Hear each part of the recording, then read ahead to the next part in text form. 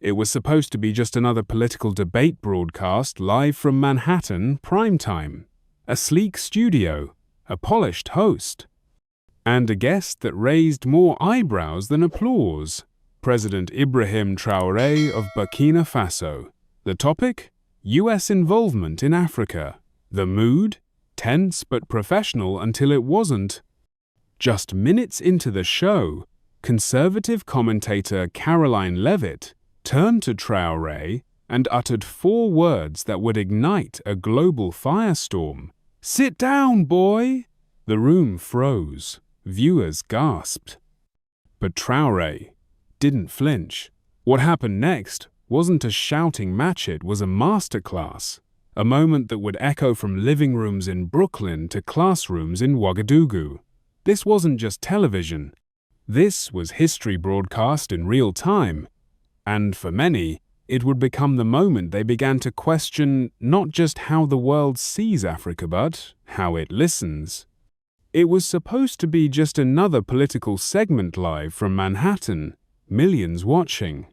Ibrahim Traoré, president of Burkina Faso, had been invited to share his views on U.S. policy in Africa. Calm, composed, he began outlining the untold story. How generations of Africans had endured external control under the mask of partnership. His words weren't inflammatory, they were factual. He spoke not of vengeance, but of vision, a future authored by Africans. Then it happened.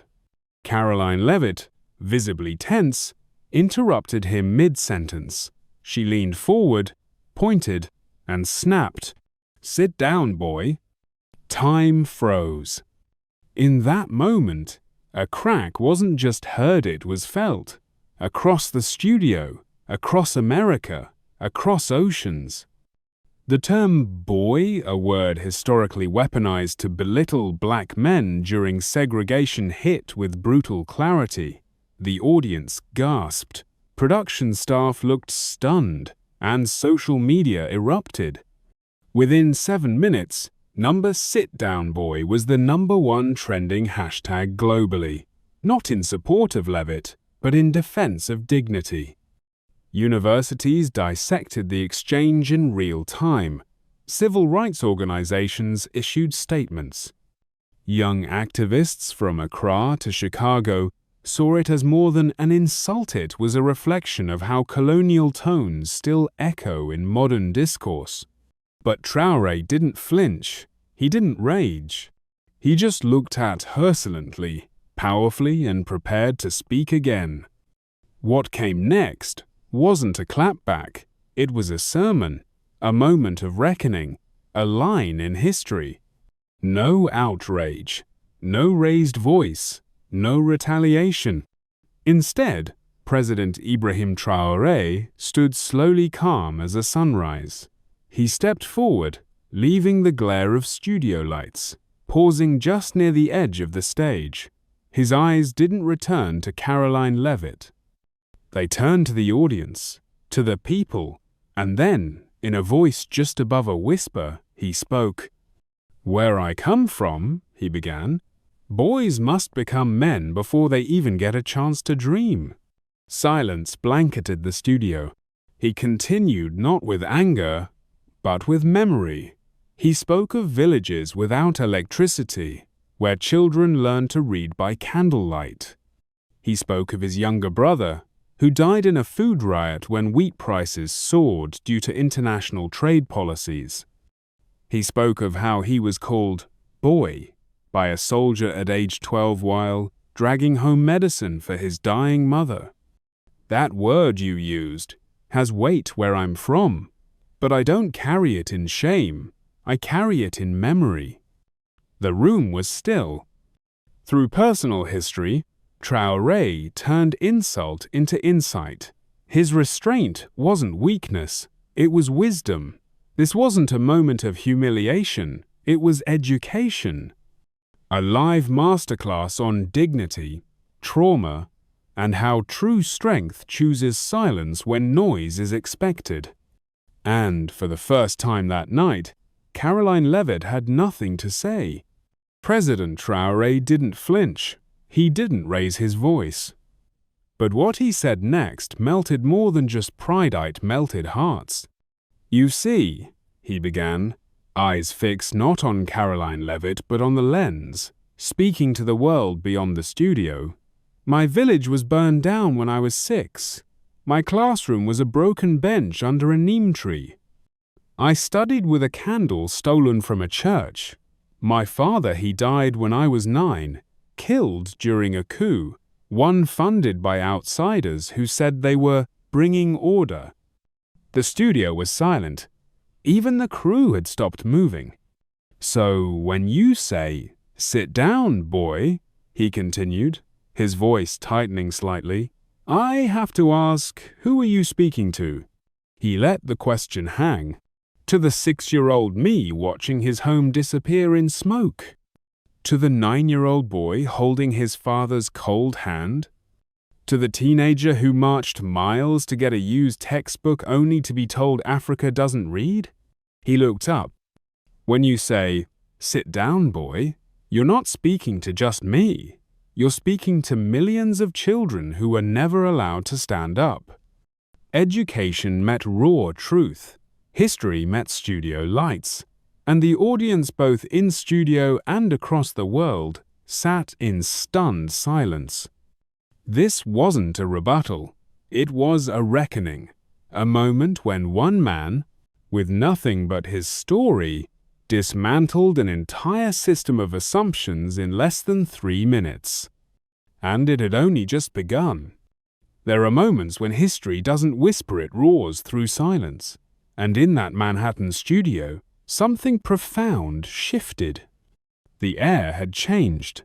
What began as a political debate had transformed into a moral mirror. A U.S. veteran, seated in the front row with a weathered jacket and a cane at his feet, slowly rose. With his hand over his heart, he whispered, "That's a man speaking truth." Others followed: cameramen, producers, even a makeup artist on the side, all now standing. And Ibrahim Traoré didn't gloat, he didn't smile, he simply met the moment with clarity. Turning to the camera, he spoke not to Caroline, not even to the audience in the room, but to every viewer watching from homes, phones, dormitories, and faraway classrooms.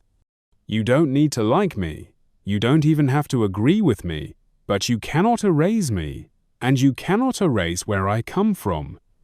It was not defiance, it was declaration.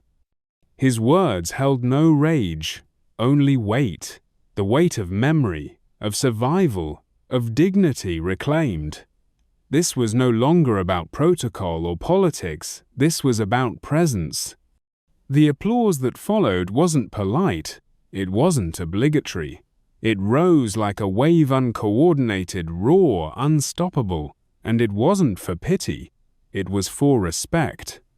In a room built for soundbites, a man from Burkina Faso had turned silence into substance. And in doing so, he reminded the world, true power doesn't speak louder, it speaks deeper. The applause faded, but the studio remained silent, and that's when Traoré spoke again, this time softer, slower. "I was raised by a woman who sold firewood with her bare hands," he said, his voice steady but filled with quiet reverence. "Not because she wanted to, but because she had to." The room leaned in. "She would skip meals," he continued. "Not for a cause, for me, so that I could learn, dream, survive." Caroline lowered her eyes. He paused, as if retrieving a memory from a place too sacred for noise. "My mother," he said, "never told me to sit down, even when her back ached from walking 5 miles to sell one bundle of wood, even when the soldiers came and burned our village, even when there was no hope." The audience was silent again, but it was no longer shock. It was reflection. "She always said, 'Stand up, my son, even when it hurts, especially when it hurts.'" His words pierced the air like scripture. And in that moment, Gratitude wasn't just a feeling, it was a discipline, a foundation, a compass, a lesson no textbook could replicate. He wasn't telling a sob story, he was building a bridge between pain and purpose, struggle and strength. Traoré wasn't just reminding the world of who he was reminding it of what built him. A mother's courage, a boy's determination, and the refusal to sit no matter how loud the world shouted. Traoré's voice didn't rise. It deepened, weighted by memory, wrapped in dignity. "Let me be clear," he said, turning slowly to face Caroline, but speaking to something far beyond her. "When you called me boy, you weren't just speaking to me." He took one step forward. "You insulted every mother who carried a nation on her back, every woman who buried a husband in a war she didn't start, every widow who sold her wedding ring to buy pencils for her son's first day of school." A few gasps echoed in the studio. "You called me boy," he repeated, then paused, his jaw firm. "But I was raised by a queen with no throne, no crown, just scars on her palms, and courage in her bones." And then, the line that broke the silence like thunder. "When you called me boy, you offended every mother who's ever been both father and home to her children. You disrespected my mother, and I will not let that stand." There was no applause yet, only the sound of breath being held. A man in the front row wiped his eyes. Another, once skeptical, reached for his chest, struck not by drama, but by truth. This wasn't about a talk show anymore. It was about dignity. And across living rooms, classrooms, and boardrooms, grown men cried because for the first time, they saw the insult not just for what it said, but for what it erased. Mothers, sacrifice, history. As the studio remained hushed in reverence, a sound broke the stillness, boots scuffing against the floor. From the third row, a tall man in uniform, grey decorated with the ribbons of 3 foreign campaigns, rose to his feet. It was Colonel Jacob Whitmore, retired U.S. Army, former commander of Joint Task Force West Africa. His voice carried not outrage, but something far deeper, conviction. "I've led men through heat, sand, and silence," he began. "Some of the finest soldiers I've ever known weren't born in Texas or Ohio. They were born in places like Ouagadougou." He turned toward Caroline Levitt with measured disappointment. "Ma'am, today, you didn't just insult a guest. You insulted brothers I bled beside, allies who never hesitated under fire. You mocked the dignity of those we were sent to protect, and those who protected us in return." The audience froze. Whitmore approached the stage. Cameras zoomed in as he extended his hand. "Mr. President," he said to Traoré, "thank you for reminding us that real leadership doesn't shout, it stands tall, even when told to sit down." The handshake lasted only seconds, but its impact spanned continents.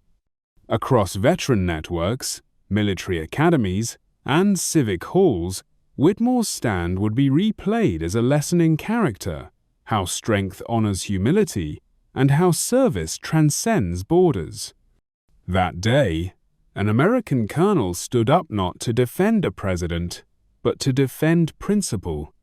And in doing so, he reminded a nation of what it should never forget.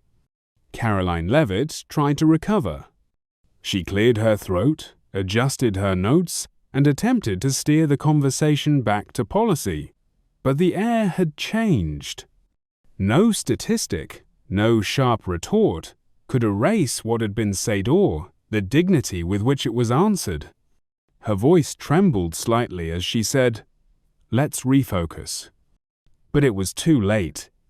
The silence between words now shouted louder than any political soundbite. Every viewer had seen it.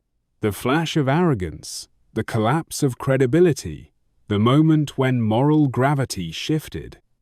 President Ibrahim Traoré remained calm, his voice softer than before, but every syllable struck like a bell. "Disagreement is healthy," he said, "but disrespect kills the conversation before it begins." His words weren't just for Caroline, they were for the world. A reminder that leadership is not measured by domination, but by restraint, by how we engage when confronted with difference, even discomfort. Camera feeds caught audience members averting their eyes, some shaking their heads in disbelief. Social media flooded with hashtags, "Number sit down boy," "Number stand up Traoré," "Number respect is power." Caroline's once commanding presence seemed to shrink before millions. The energy shifted entirely, no longer a battle of egos, but a masterclass in emotional intelligence. And in that moment, her title couldn't shield her. Her script couldn't save her. She wasn't facing just a foreign leader. She was facing the consequence of her own words. As the studio lights dimmed slightly, President Ibrahim Traoré reached into the inner pocket of his jacket. The room grew still. He unfolded a fragile, yellowed piece of paper, creased, faded, but preserved with the care one gives to a sacred relic. His voice, low but unwavering, broke the silence. "This," he said, holding the letter aloft, "was written by my younger brother, Issa. He was 17 when he died shot during a peaceful protest for food in Ouagadougou." He began to read. "If I die, let it mean something. Let it shake something. Let it grow something. Please, if I go, make sure they remember why." A tremor moved through the crowd like a wave breaking across stone. This wasn't just a letter. It was a mirror reflecting back centuries of struggle, of silence, of voices erased. Traoré looked straight into the camera, his gaze unflinching. "When she told me to sit down, boy, it wasn't just me she was speaking to. It was Issa. It was every child who stood up for dignity and paid the price." He paused, his voice tightening slightly but never breaking. "I don't sit down, because I carry memories of people who were forced to kneel. I stand, not in defiance, but in remembrance." The message was crystal clear. History does not die with the fallen, it breathes through the choices of the living. Educators across America would later replay this moment in classrooms. It became a case study not in confrontation, but in conviction, in honoring legacy without vengeance. The room, once tense, now felt sacred. This wasn't just politics. This was testimony, and it pierced deeper than any insult ever could. He stood alone, but not in silence. The lights of Manhattan's studio glared, yet nothing shone brighter than his words. "You don't need to know where Burkina Faso is to understand dignity. No anger, just truth. Raw, steady, piercing. I don't ask for pity, I ask to be seen. That's all, just seen." A silence heavier than any applause followed, then movement. A cameraman, grizzled and quiet, set down his rig, stepped forward, and took Traoré's hand. "You reminded me what honor looks like," he whispered. "Thank you." That clip never aired, but one intern's phone caught it. Within 12 hours, 4.1 million views, tens of thousands of shares, comments flooded in. "This is the leadership we forgot we needed." Not African pride, human dignity. From classrooms in Detroit to boardrooms in DC, people stopped scrolling and started thinking. Professors rewrote case studies. Journalists apologized on air. A mother in Kansas wrote, "I showed my son this video so he'd know what strength without hate looks like." In Los Angeles, a Vietnam veteran tweeted, "He stood taller in 5 minutes than I've seen some men stand in a lifetime." And in Brooklyn, a student paused mid-presentation, raised her hand, and said, "We can't talk about leadership without talking about that man." Traoré never asked for attention, but by refusing to sit, he lifted something greater, a mirror, not just for Caroline but for a nation, for all of us. She stood quietly near the studio door, an older black woman with silver in her hair and loss in her eyes. As the crowd parted, she stepped forward, her voice trembling but unshaken. "My son died wearing the uniform of this country, in Afghanistan, and even in death, they still called him boy."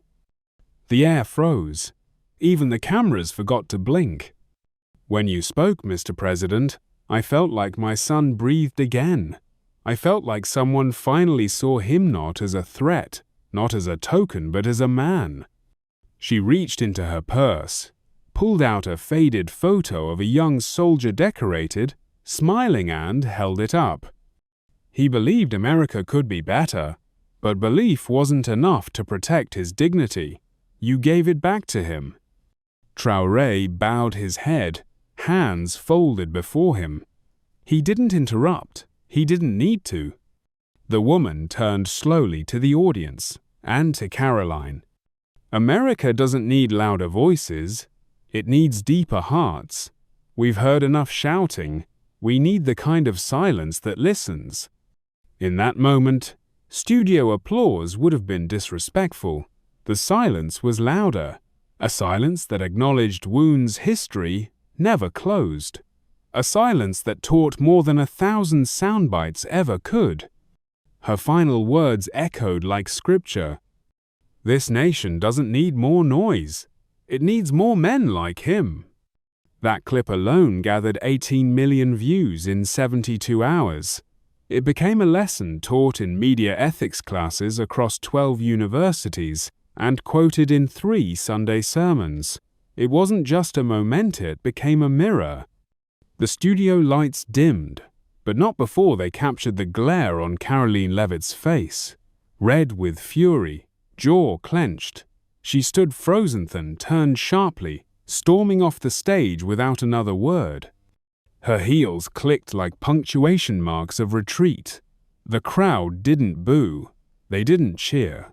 They simply watched, stunned, as the very architect of the confrontation collapsed under its truth.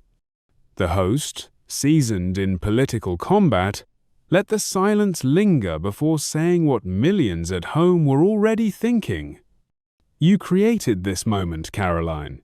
You just didn't expect it to speak back." The camera then panned to President Ibrahim Traoré, calm, composed, eyes steady, no trace of triumph, only gravity. "I didn't come here to humiliate anyone," he said. "I came to tell the truth. And truth, by nature, doesn't shout. It just stands." His words weren't just elegant, they were anchored in something deeper, moral clarity. Viewers around the world took notice. Commentators on CNN called it a lesson in restraint. Professors at NYU screened the clip in ethics classes under a new module, Power Without Arrogance. On social media, the hashtags number #StandWithTraoré and number #TruthDoesn'tShout trended in 28 countries. But perhaps the most telling reaction came from a teenage girl who tweeted, "I learned more about strength from 10 minutes of this man than in 4 years of debate club." That night, a media brawl turned into a masterclass, and Caroline, once the aggressor, became a cautionary tale. As the broadcast ended and the echoes of Traoré's words still lingered in millions of minds, a brief yet thunderous message arrived quietly, on encrypted diplomatic channels and public feeds alike. "We saw everything. The White House?" Just 4 words. No spin, no denial, just acknowledgement. But in Washington, Silence often speaks louder than press briefings. Analysts passed every syllable. To some, it was damage control. To others, it was an olive branch. But to many watching across America and abroad, it was validation. The United States government had just witnessed a moral turning point, and it had listened. CNN aired a special late-night panel titled, "When Truth Confronts Power." Harvard School of Government announced an emergency seminar, Dignity, Race, and Public Discourse in Global Diplomacy. Meanwhile, at home, across dining tables and dorm rooms, families and students were finally asking the questions too long buried. Who determines value? What does leadership look like? In a rare move, a senior White House official anonymously stated to NPR, President Traoré reminded us that democracy is not just elections, it's how we treat voices we're not used to hearing. The comment sections, usually a digital war zone, were filled not with outrage, but with introspection. One read, "I didn't know Burkina Faso before tonight. Now I do, and I'm better for it." From Capitol Hill to middle schools in rural Texas, one truth became clear. The world hadn't just witnessed a debate, it had been invited into a new kind of conversation. In the quiet of a children's oncology ward in Chicago, thousands of miles from the roar of political debate, a story unfolded that would silence even the loudest cynics. President Ibrahim Traoré, visiting patients off-camera before the debate, met a little girl 8 years old, bald from treatment, eyes wide with hope. Her name was Lily. She handed him a crayon drawing, 2 flags side by side, one American, one Burkina Faso. Underneath, in uneven handwriting, "Both of you fight for us." When Traoré mentioned Lily on air later that evening, the room went still.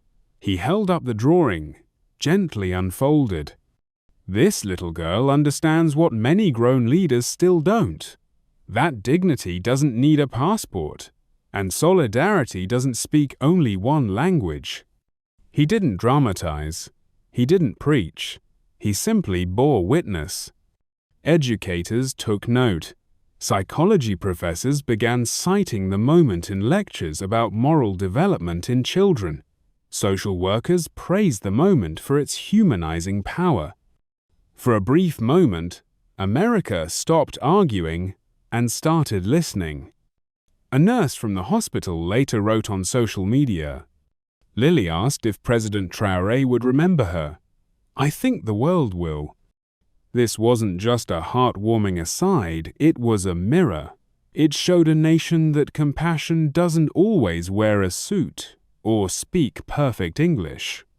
Sometimes, it comes from a hospital bed, through a child who sees clearly what power often forgets.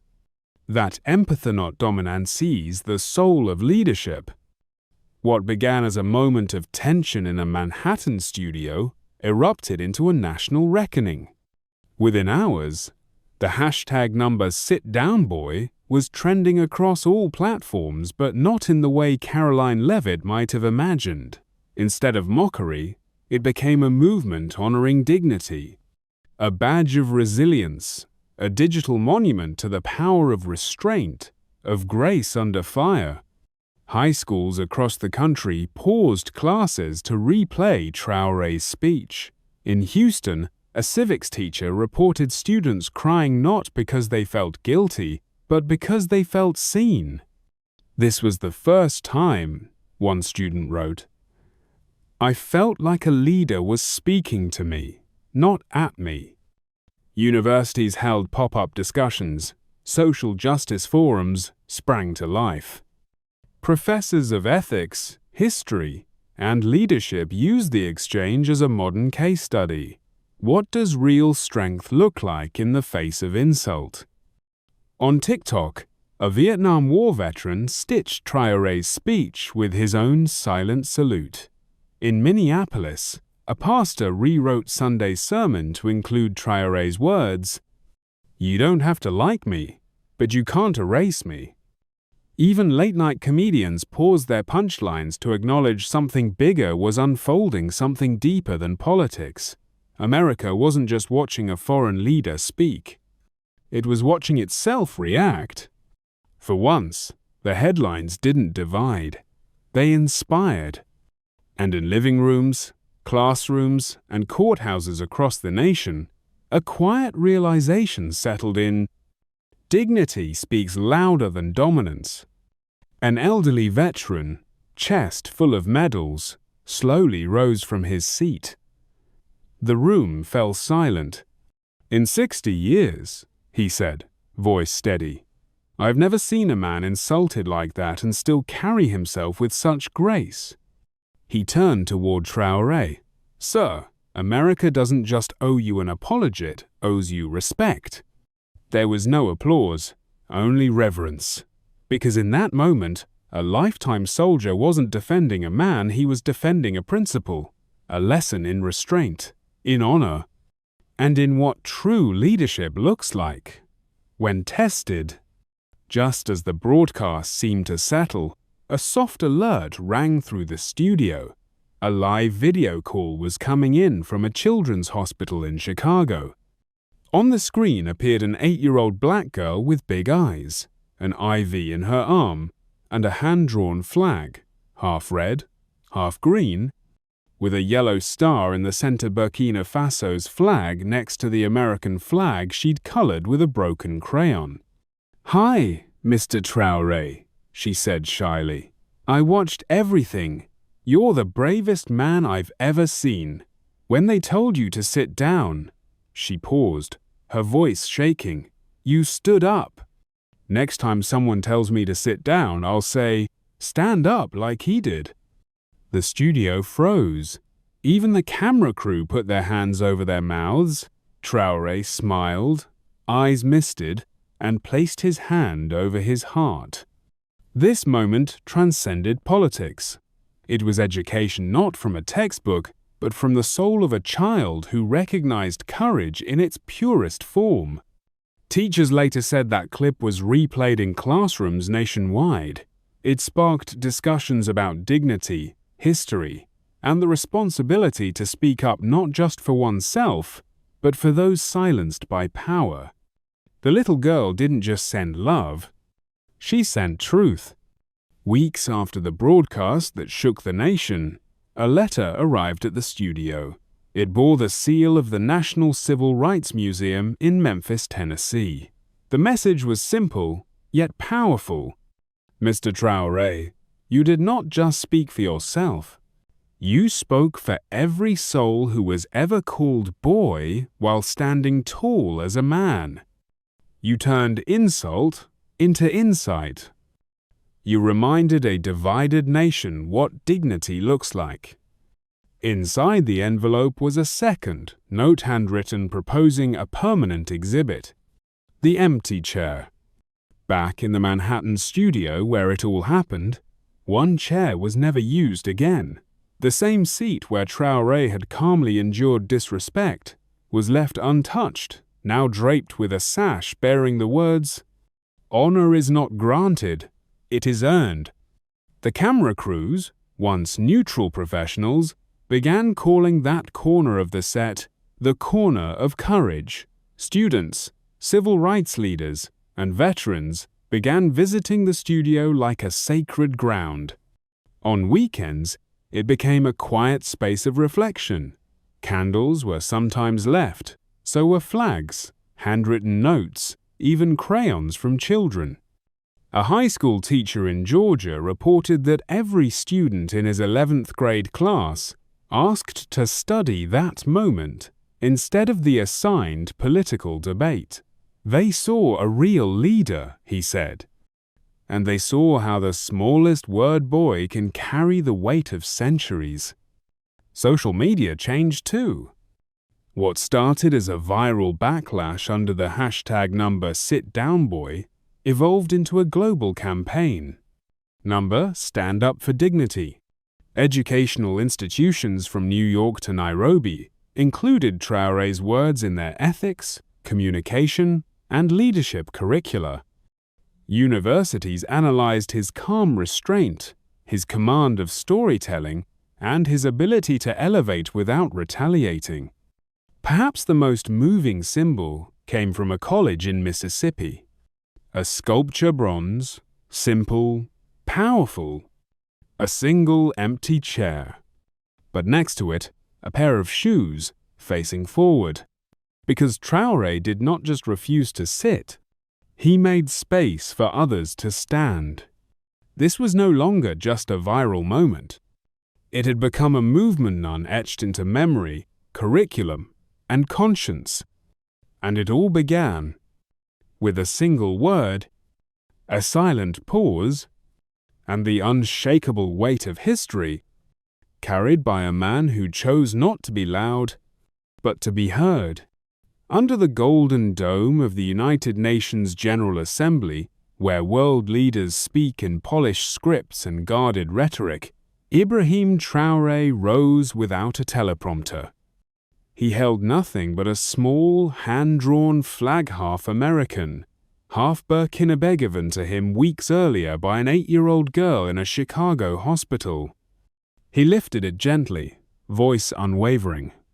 This flag, drawn by a child who believes I stand for something good, holds more meaning to me than any medal or title this chamber could offer. The room, often numb to speeches, fell into uncommon stillness.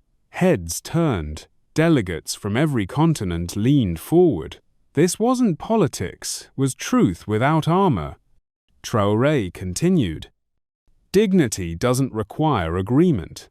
It only requires recognition. You don't have to agree with my nation's path, but you must see our humanity, because it's not charity we seek, its respect. His words rewrote the room. Representatives from formerly colonized nations wiped away tears. A translator's voice cracked in the earpiece of the French delegation. He concluded not with condemnation, but a lesson. If a child can draw unity, why do adults keep sketching borders? The assembly stood in quiet applause, not choreographed, not performative, just real. Outside the UN gates, someone pinned the little flag to the black iron fence. Tourists stopped to take photos. A journalist whispered, "That flag just made history." And inside, Traoré had made something rare in diplomacy. A moment that outlives the microphone. This is not just a broadcast. This is testimony. When Traoré declared, "Don't just applaud change," and "never sit down when it's time to stand for dignity," he wasn't offering poetic closure, he was issuing a legal and moral summons to our collective conscience. Because applause fades. But what remains is a courtroom of history, where silence under injustice becomes complicity. His words, drawn from pain, maternal sacrifice, and a brother's last letter, weren't for sympathy, they were for accountability. We cannot keep praising courage if we punish those who show it. We cannot teach respect if we reward humiliation. And we cannot claim justice if we tolerate language that dehumanizes. This is your moment of civic reflection.